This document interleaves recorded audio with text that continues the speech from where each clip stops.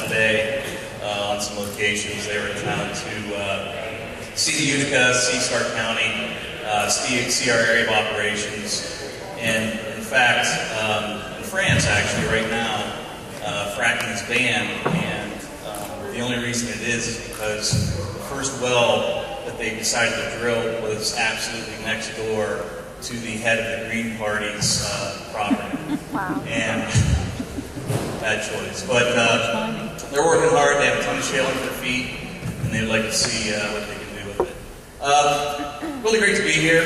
See a lot of familiar faces. Certainly appreciate Dave giving me the invite. Charge game this evening. But Dave asked me to come in and just give a little bit of an update as to Chesapeake, what we're doing, where we are, and kind of what to expect.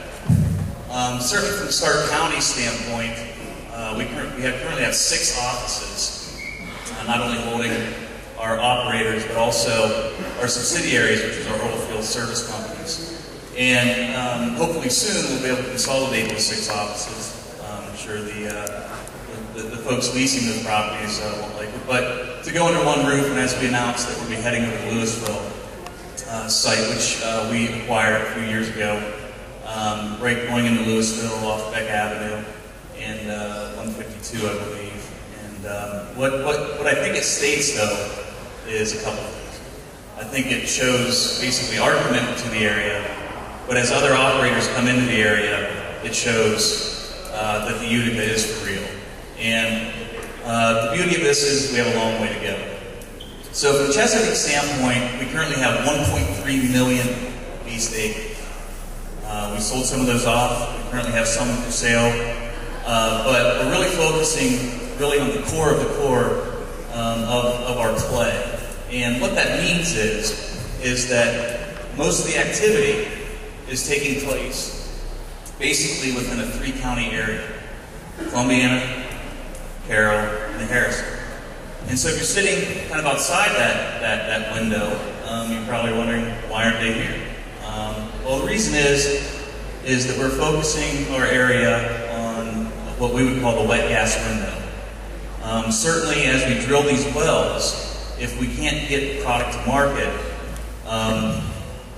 you basically are spending a lot of money, capital outlay, waiting for a pipeline to get there.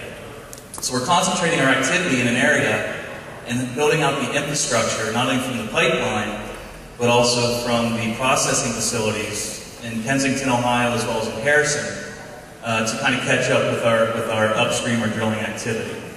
So to date, Chesapeake has drilled 134 wells.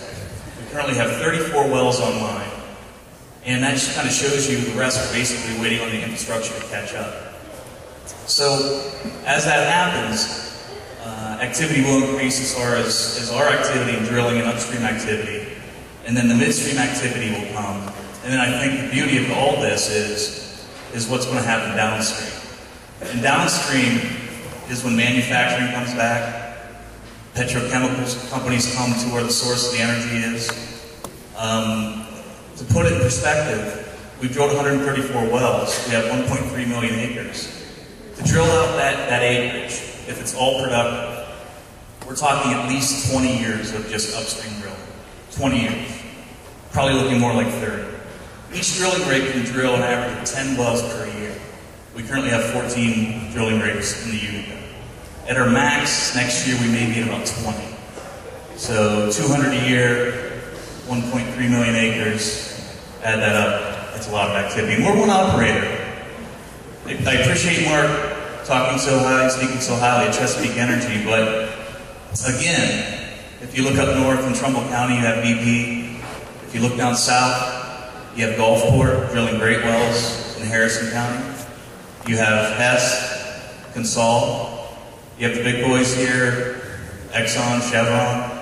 A lot of companies are coming to this area because, it's not because they just want to be here, because they believe that there may be something to it. And again, we don't want to get ahead of ourselves. Until you actually put a well on the ground, you don't know. But to kind of bring it full circle to Stark County and what it means for folks in this room and the people who live in Stark County from an impact standpoint, you have a lot of things going here.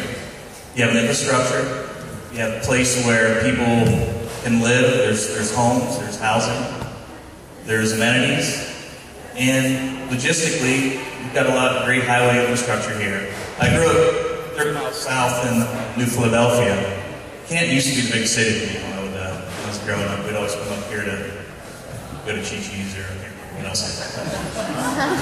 Do they still have a Chi-Chi's? I don't think it still exists. Even out of business. My wife won't let me take it there. But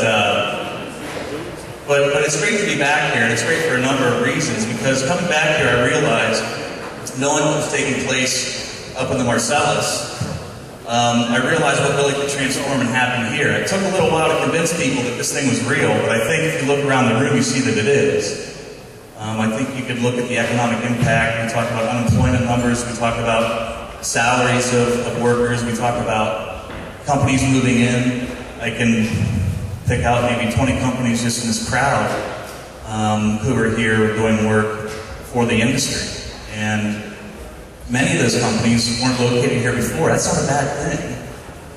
They're coming here and they're hiring people. We should embrace that. So to kind of wrap it up, I think the takeaway here is it's early, but certainly with this type of investment, we're here to stay. And as other operators coming in, it just creates more opportunity. We need to do it safely, we need to do it responsibly, and we need to be parts of the community. And I think we model that, and I think we live it every day. And certainly if you guys ever have any questions, we're always there to answer. Feel free to give my department a call, or let us know if there's something that you have an idea with. So we'd be happy to hear. Have a great evening. I'll be walking around if you have any questions, but thank you, and